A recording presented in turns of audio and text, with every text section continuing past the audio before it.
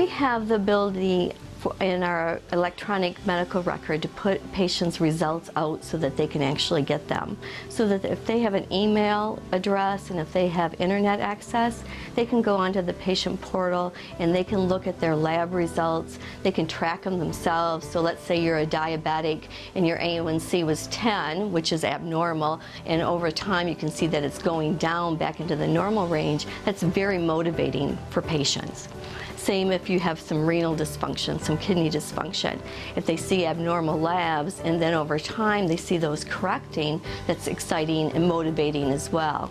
Same with their weight, blood pressure, all that is really important for them to be able to see. Plus, at sometime soon here, we'll be able to communicate with patients directly through that portal as well. Give them another way of accessing us besides telephone and leaving messages.